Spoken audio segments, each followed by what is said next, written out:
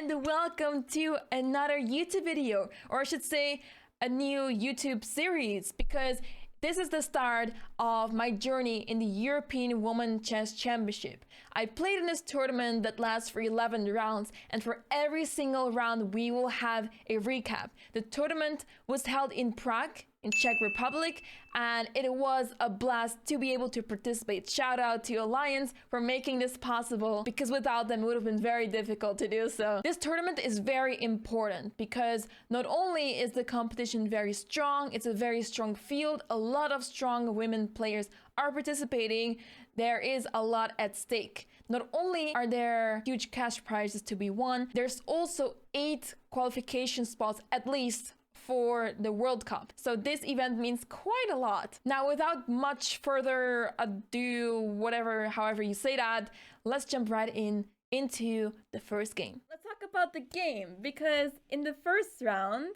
I was paired against international master Gulnar Mammadova from Azerbaijan. She used to be the board 1 for Azerbaijan for the longest time. She's very strong. I checked her games and I was mildly terrified because she's very strong. She has had some good results recently. I believe in 2021 she won their Azerbaijan Women's Championship. And I saw her games and I was like, oh my god, her knights are terrifying. So we'll get to that later in the game. But I kept this in my mind, I kept this in my mind that her knights specifically, are the worst. I started with the move knight f3. I saw that she plays against e4. She plays French and e5. And because there was so little time, I couldn't be bothered to check all the lines and think of a line to deal with the French other than capturing on d5, the exchange variation. So I thought, let's play something new.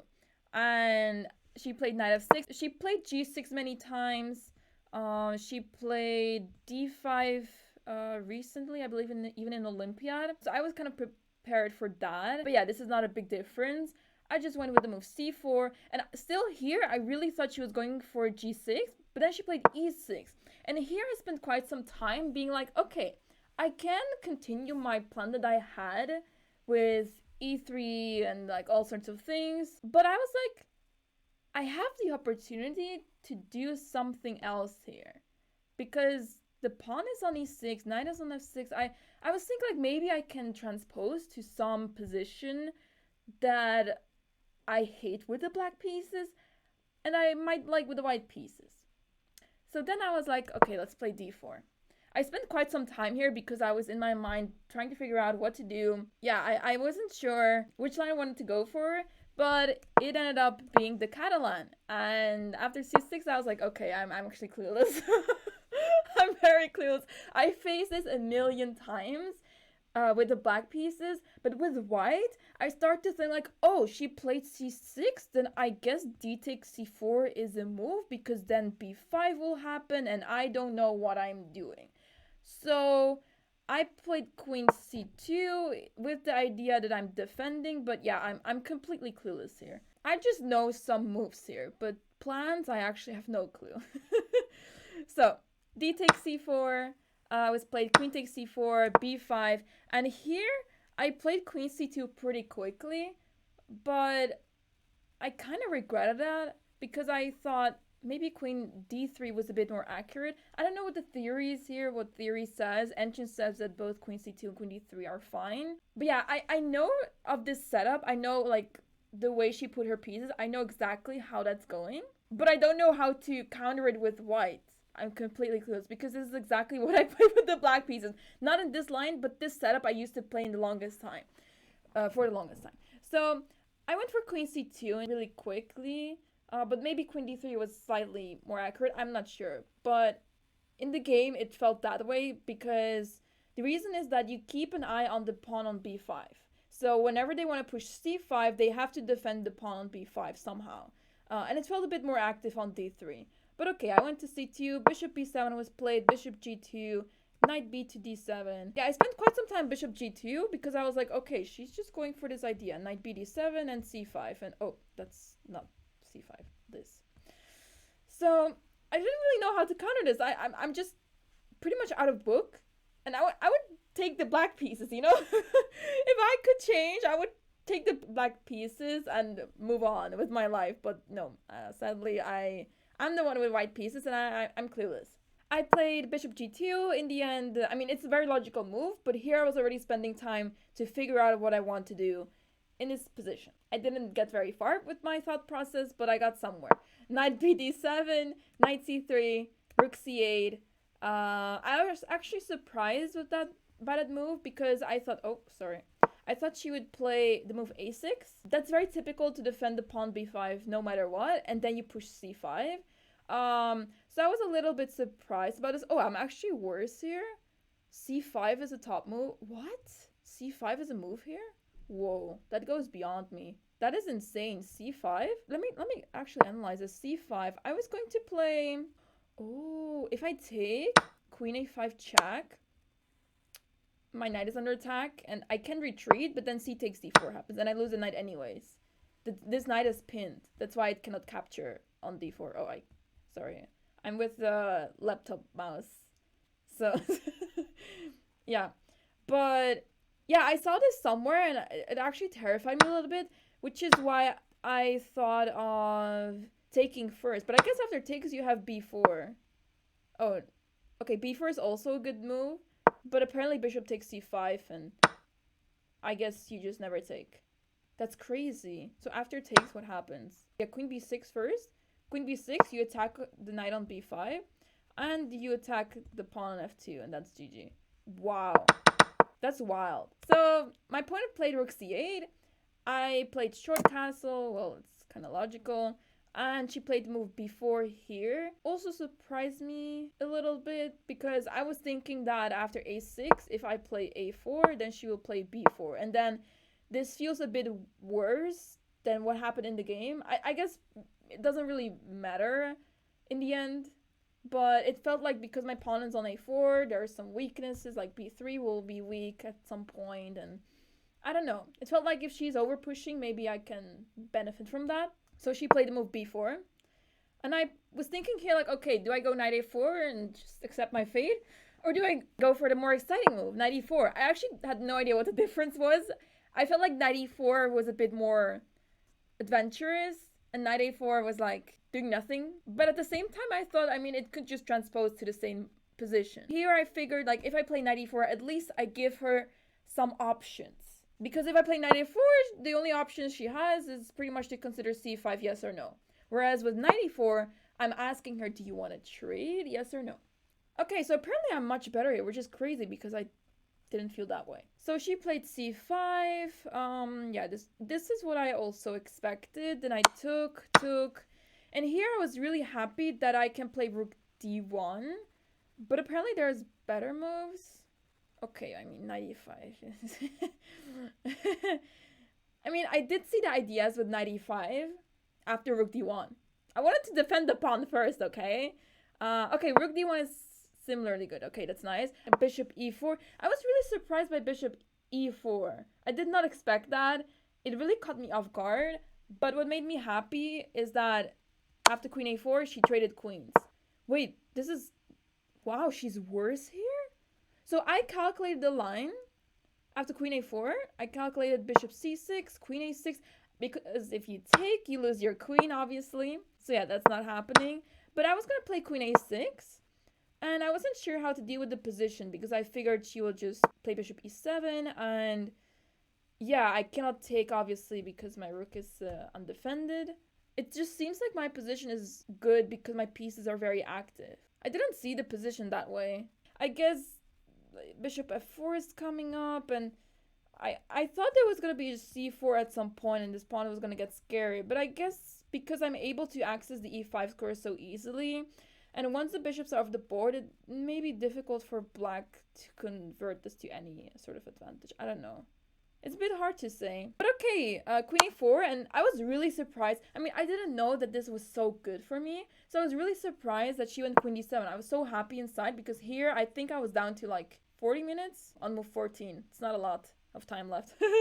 Yeah, I was really happy that we traded. Apparently queen a6 is a slightly better move, but I mean, come on. Get the queens off the board already. Let's get that pawn off the board as well. And also the pawn structure is more or less symmetrical. I mean, as in there's 4 pawns on the king side, as well as black's 4 pawns are there. And then we have 2 pawns over here versus 2 pawns. So I thought, you know, this could be equal. Yeah. Bishop f4 was played by me, just developing the piece. She played f6, which is a really good move because after king e7, you lose material. Obviously, I calculated this, but I was not expecting that she would play this ever. So, you know, like, one can dream, but obviously that's not happening. So the tactic is that you take on d7, king takes d7, knight e5 check, and you capture this bishop for free. And you'll have 2 minor pieces versus the rook, which should be much, much better. Rook ac1 was played by me, just developing, honestly. Apparently, what? Okay, bishop h3 crossed my mind for 1 second. Because, I mean, the pawn is on e6 and you want to attack it, right? It's a weakness. But what do you do after a simple move like king e7? Just knight d4? Oh my goodness. Knight d4. I guess e5, we just take on d7. What? Yeah, see, this goes beyond me already. I look at the engine lines and I'm like, yeah, sure, man. e5, knight e6, bishop d6. I mean, what is this knight doing? It's literally trapped. But okay, knight takes e7. Yeah, this position is way too dank. I don't understand it. But apparently bishop h3 was practically speaking really good. But okay, after bishop h3, the best move seems to be to take on f3. Which I think if you force your opponent to take on f3, I mean, on one hand you have the pair of bishops, but on the other hand this knight might become very terrifying. With the double pawns as well, f2 will remain the target for the rest of the game. I don't know. I think from a human point of view, hard to say. Anyways, I went for rook ac1, just develop. King e7, knight e1. Yeah, so here I was thinking, like, what do I do with my life? Yeah, I should have considered knight e5. But yeah, I was failing to see how to get some activity in this game. Because this knight on d7, I can't ever sacrifice there anymore. This bishop on c5 is very well defended. I mean, if knight b6 happens, then obviously I just take on c5. Rook takes. If rook takes back, then bishop d6 and I win material. So that gave me some hope, but seeing this position, e5 is going to happen sooner or later, and then this bishop d6 move will never be the case anymore. I went with the move knight e1 because, well, I want to trade the bishop off the board and put my knight potentially on d3 or c2, depending on what the position will be like, putting pressure on the bishop and also on the pawn on b4. So yeah, that was pretty much my plan. I didn't know if it was good. Maybe knight d2 was also good to put the knight on b3 or on c4. Bishop takes g2, king takes g2, and here she played a5, knight d3. I was actually not sure what to go for here. I was thinking, do I go for knight c2 and try to prepare bishop e3 and get the bishops off the board, or get the knight to e3 or something? I mean, obviously that loses the bishop, it's being trapped, but somehow try to get this knight on a good square. I wasn't sure where. It's really hard to say because I was thinking that if she pushes e5, then the square d5 becomes very weak. And I want to get there, knight c2, knight e3, knight d5. But obviously, if I play knight c2, she might never play e5. So then it looks silly. So yeah, I went with knight e3. She played bishop d4. And at first, so I was like thinking all sorts of things. Kind of last minute, I went for knight e3 anyways. And then she went with the move bishop d4. And I was calculating different lines. I saw the line bishop d4 during my calculation of, you know, whether I play knight d3 or no. And somehow I was like, it was the reason why I was considering knight c2 instead. But then I switched to knight d3 back, and I was like, yeah, why am I not playing this? Let's just do it. And then she played bishop d4. I was like, oh yeah, this was why I was not liking my position. So I didn't want to face this. But what's funny is that, so I spent quite some time. I think I had like 15 minutes maybe in this position, maybe 15. And I spent quite some time thinking, like, what do I do? So she is basically planning to play e5, e4, kick my knight out of there, and then take the pawn on b2. And I was calculating all sorts of lines here, like maybe that is fine, and I can somehow win this pawn instead. So I was calculating this because I was like, okay, if I trade the pawns on the queen side, maybe, you know, I'll be fine and stuff. But then I saw e5, bishop d2, e4, knight moves somewhere. Apparently knight takes b4 is a top move, but knight f4 is what I was thinking. Bishop takes b2. And here I started to get a bit terrified because if I take on c8, rook takes, a takes b4, she's not gonna take back. She is not going to take back. She will move forward. And suddenly this bishop is a monster piece because not only is it defending the square a3 for the pawn to go to a3 easily, it's also defending the promotion square. And there's no single piece on the planet Earth that can defend against this pawn. I mean, you have to sacrifice material pretty much. I was terrified when I calculated this line. I was like, wait, no, no, this is not good. This is not the plan. And then I had like 5 minutes left on the clock. And I realized, wait, my calculation obviously started with knight takes b4. But what I didn't like is that knight takes b4, a takes b4, rook takes, e5. And here I was like, okay, I'm losing the piece. Or I was also calculating rook takes, rook takes, rook takes, e5. I was like, I'm just losing the piece. But then I realized there's rook e4. In this position, it doesn't help because there's knight c5, which is why I had to keep the rooks on the board. Knight takes b4 happened in the game. And I was like, wait, did she just blunder?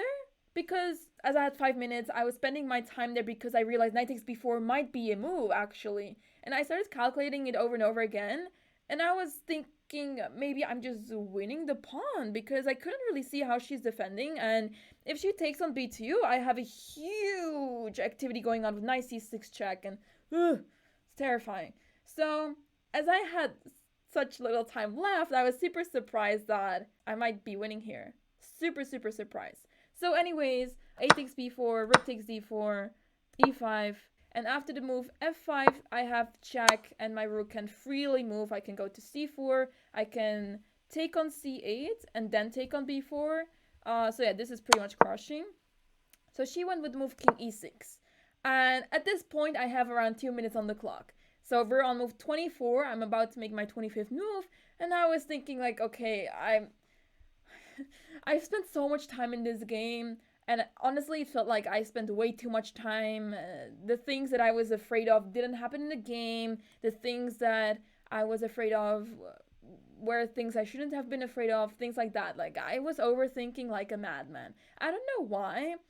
Maybe it's because I skipped lunch.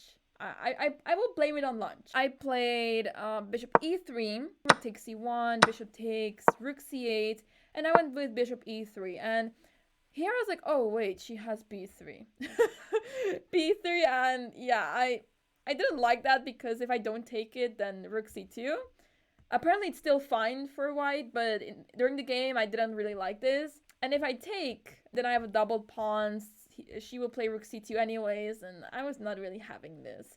So when she played rook b8, I was pretty happy. Yes, actually I missed a moment, guys. So she offered a draw actually at one point. She offered a draw right here when she took on c1. I would say, guys, this is the best draw offer ever. I had 2 minutes on my clock, and in any other moment, I take on c1 right away without even thinking. Like, you just pre-move on the board. But she offered a draw. So I was spending time there being like, man, you have the draw. You actually have the draw. And it took so much time off my clock, but I was not having it. I didn't want to take the draw. So I spent pretty much 1 minute off my clock deciding, thinking what to do, and being like, yeah, you have the draw, my friend, but there's more. You're +1. You're winning your pawn ahead. It's very hard to lose in the position. I can find a million ways to lose this position. Yeah. The only thing that bothered me was my clock. So I took pawn c1. I was like, let's play on. Rook c8, bishop e3, rook b8, bishop d2 attacking the pawn again, rook a8. Oh, bishop takes b4. But yeah, I wasn't sure about this. Yeah. Okay, and I'm a pawn ahead. So in any other situation, if I had, let's say, 20 minutes on the clock, I would win this every single day. Every day. But 2 minutes on the clock, 1 minute. I'm starving. I I felt so different. I don't know. Like, I was playing on seconds with seconds on the clock, and at any point, it felt like I could lose on time or blunder. And I was really terrified of that thought. And knowing that she is really terrifying with the knight, and seeing what potential threats she can set up, I was terrified. I was mortified. Even though I'm a pawn ahead, there shouldn't be any way of losing this, but I can see a million ways of how I could lose. So e4 was played by me because I didn't want to allow the king to activate, going to d5 or to f5. Also not allowing f5 without any consequences. If f5 now I take and this pawn is, vulnerable. So yeah, I want to play e4 for this reason. And also because if I ever want to push the b pawn, then at least the rook will not be able to capture this pawn over here. h5 was played, and I remember here I was on seconds again. And I was gonna play h4, but then it hit me. It hit me that if I play h4, this knight will jump to g4 and I'll lose somehow.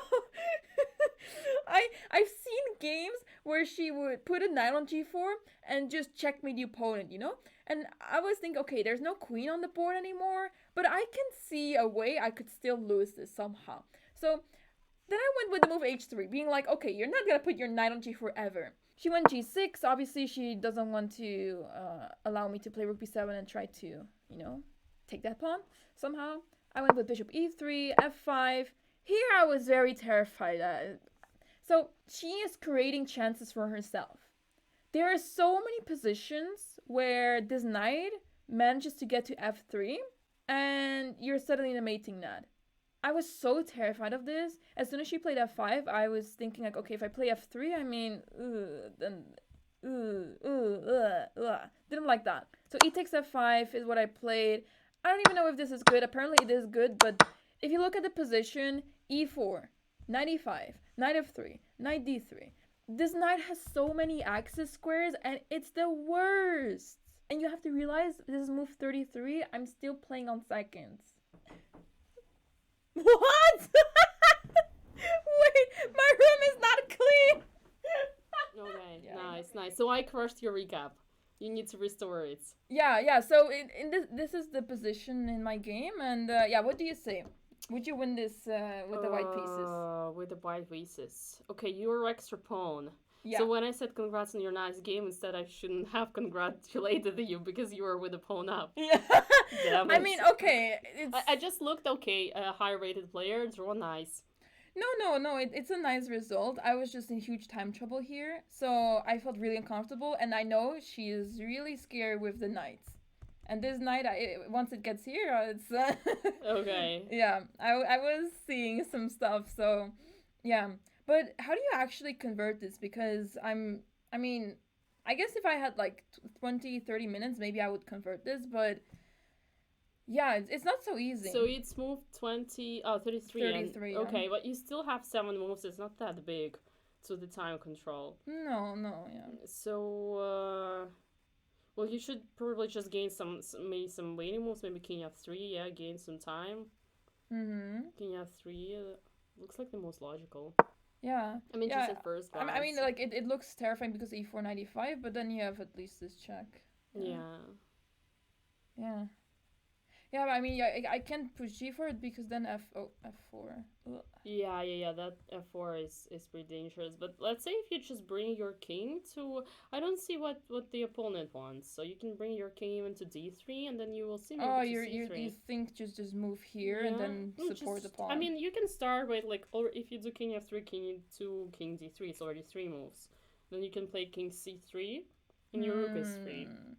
The question is, what will she do at the meantime? The only weakness I can see is h3. So rook h1, but rook h1, your rook. But in any case, I always have h4. And then you need to watch out for f4, but it doesn't seem dangerous at all. Yeah, no, in worst case, it turns into a draw because she doesn't have many pawns and they all get traded. At some point. So something like king f3. I mean, it's just like a first look, so I don't see what the opponent wants, but... Yeah, I mean, I don't see how she can improve. Oh, maybe is it an idea e4, knight e5, knight d3? Oh yeah, I mean king f4 is just winning because this pawn gets lost and this knight can't go to e5. This knight can't move whatsoever. So yeah, you just enter on g5. Yeah, right. Yeah, maybe king f3 was a good practical move. I was just so scared for some reason that somehow, I don't know. I mean, like king f3, it's like the most natural thing, which you, when you don't want to calculate, you need to make something fast. You're playing endgame, you just improve your king. Mm-hmm. But again, it's just me not willing to calculate, saying king f3. Yeah. No, this looks good. Yeah, I don't know. I was seeing some ghosts and it was time travel, so I was terrified. And I moved rook b7. Just random move. I had 2 seconds. Oh yeah, for 2 seconds. Oh my gosh. So she played e4, and here I was like, okay, let's. I'm seeing knight e5, knight f3, and I thought, okay, let's play g4. The mate's coming, right? Yeah, I can see it coming already. So I played g4, hoping that I trade the pawns off, and then I have this extra pawn. So then takes, king g3, knight e5. And yeah, here I was like, okay, actually, she's just getting my pawn, or there will be a trade happening, and she'll probably hold that. So yeah, I was kind of accepting the draw already. King f4, and she took on b2, and it's just equal. Yeah, because you've exchanged pawns, and then like, you don't know what to play for. But let's say here it's, you see it, like what it's becoming annoying is just she cut your king, and if you go like king f1, knight e5, she's in time to go for d3, yes? Yeah, she goes to d3. I mean, if anything, you still have bishop d4. Yeah, of course. I'm holding on, but I can't really move it because then this rook becomes very strong here. Yeah, but it seems like black is holding, by tempi only. Yeah. By some tempi. So that's why I had to play king f3. That was the key move. So that after e4, I just go forward. Just there. Okay. And otherwise, what can she do? King f3. Yeah. What can she do? I guess. I mean, she doesn't have anything to do to improve her position. Yeah. This is really nice that she cannot play e4. Yeah. So yeah, it's hard to say. Like, I don't know, knight f6. What does computer suggest? King d5. Let's do some computer move. King d5. Yeah, that's something. But also, you say it's not so like natural. Like, computer says it, and you're like, okay, let's play this move. Yeah. So bishop d2. What's bishop? Bishop d2 is not okay. Yeah, if I wanted strange. to do like king e2, would it Would it give me something? Yeah, it's just slowly improving the position, and the king is much better here because then you can actually push the pawn. I mean, it takes time. The most important for you is to kick your pieces a little bit backward. This would actually help you a lot. Mm-hmm. Like, rook a1. You wanna check, or king d3. Like, let's try king d3 and we'll just continue the plan. Yeah, rook h1. And after h4. Oh, rook h4 suddenly move. Oh, now we have rook h4 because now we can defend with king c2. Rook h4, yeah. Rook h4, knight f6. Well, just watch out so that your rook doesn't get blocked, but it doesn't seem to be getting blocked. Yeah, after bishop g5, there's knight e4. Ugh. Yeah, a lot of things jumping. Black has some dynamics that's very annoying. If you go move back, maybe like if you go h4, then f4. Then f4 is a move. Exactly what I predicted. Yeah, and then rook takes h4. Yeah. Apparently, it's still decent, but yeah, too many trades happening. Exactly. And but it seems like like Magnus Carlsen would win 10 out of 10 in this position. Yeah. So if it's not king d3, then what is it? After rook a1, you need to maybe push the king. Oh, bishop d2, maybe with the idea bishop c3. That could be smart. Yeah. I mean, I don't want to allow knight c5 really. Yeah. But it seems like Engine is not afraid of it. The question is, what is after knight c5? Like, if you go bishop, let's say bishop d2, knight c5, bishop c3. What's after? If he goes back knight d7, he says that we didn't achieve anything, which is weird. Mm-hmm. We can see knight d7. Yeah, I like rook h1. Because if you try to make any, like if you move the rook here somewhere, then king c4 might be annoying. Mm-hmm. So he says rook b5, probably with the idea of bishop takes... Oh yeah, bishop takes e5, yeah. And then king c4. Yeah, and then you go back. If you go back like down. If you go back like down, like rook b8. rook Hmm. e8. Yeah, it's not that easy. Like, No. not at all, yeah. What is h4? Yeah, I kind of want to say that it's all about dynamics because, like, even when you look at black pawns, they are like h5, f5. They're still weaker than your pawns. So Yeah. it's not just normally. It's not just your extra pawn. It's also your pawns are pretty weak. That's true, yeah. So you're kind of asking yourself why is black holding? Yeah. Yeah, no, I was really terrified of this knight, and I couldn't find a way to push this pawn real quick, and I figured, okay, if everything is traded off, then fine. I just couldn't really find the plan here.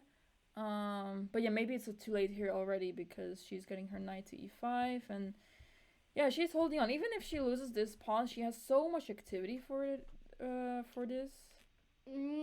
I'd say like if she loses one more pawn, she should be really on the edge. But you kind of cannot gain it so easily. Yeah, I'm still holding on to this. I still Yeah. have to defend that, and But yeah, once again, it's like you definitely like equalized too early, yeah, but yeah, yeah. it's not clear at all if there was any other way you would do it better because so many dynamics here. Mm-hmm.